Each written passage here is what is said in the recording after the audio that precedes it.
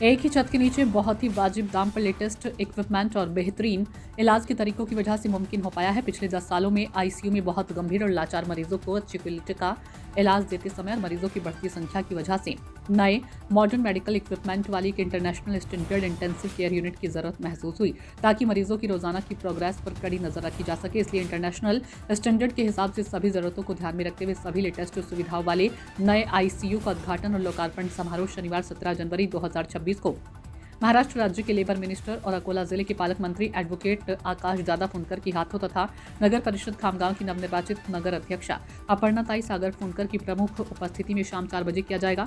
ये सुविधा पूरे बुल्ढाना जिले के साथ साथ खामगांव तालुका और आसपास के परिसर के लोगों के लिए वरदान साबित होगी। मोहम्मद फारूक की रिपोर्ट। नमस्कार।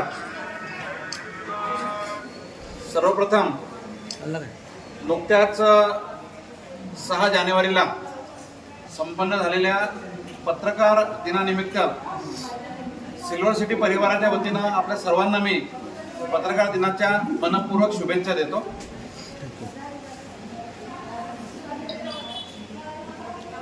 कमी केला का?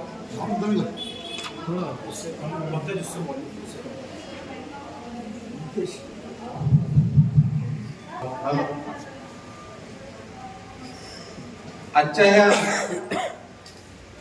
Silver city multi speciality hospital critical care व ट्रॉमा सेंटर खामगाव येथे आयोजित आजच्या ह्या पत्रकार परिषदेमध्ये आलेल्या सर्व पत्रकार बांधवांचं मी silver city multi speciality hospital critical care व ट्रॉमा सेंटर खामगावच्या वतीनं त्यांचं मनपूर्वक इथं हार्दिक स्वागत करतो।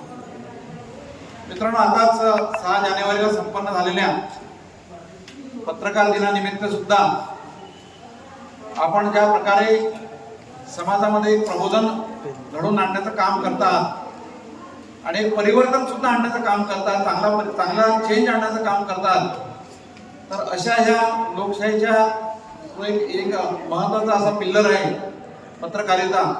अशा ह्या सर्व पत्रकारितेच्या सोल्जर्सला, सैनिकांना मी सिल्वर सिटीच्या वतीनं, सिल्वर सिटी परिवाराच्या वतीनं मनपूर्वक आपल्याला खूप हार्दिक अभिनंदन आणि हार्दिक शुभेच्छा देतो। आज आपण सगळे इथं बसून जी चर्चा करतोय, एकमेकांसोबत आपण जे इंटरॅक्शन करतोय, ते इंटरॅक्शन करण्यामागचा उद्देश काय हे मी इथं थोडक्यात थोडक्यात सांगणार आहे। काही आधी आपण सर्व वेळात वेळ काढून, कारण आज इलेक्शनचे रिझल्ट आहेत पूर्ण महाराष्ट्रभर, पूर्ण इलेक्शनची गडबड सुरू असताना, रिझल्टची गडबड सुरू असताना सुद्धा तुम्ही ते कव्हर करत असताना इथं आमच्या विनंतीला मान देऊन इथं आलात, त्यासाठी आपल्या सर्वांचं पुनश्च एकदा खरंच मी अभिनंदन आणि आभार व्यक्त करतो।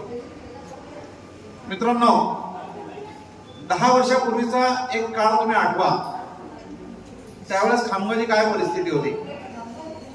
आपल्याचपैकी कितीतरी लोक आमच्याकडे यायचे आणि सांगायचे, डॉक्टर साहेब, रात्री एक रुग्ण येतो, 4 ठिकाणी फिरतो, त्याला कुठंच काही मदत मिळत नाही आणि शेवटी तो रुग्ण इथून अकोल्याला जाण्यासाठी निघतो आणि अकोल्याला जाताना रस्त्यामध्येच त्याचा मृत्यू होतो।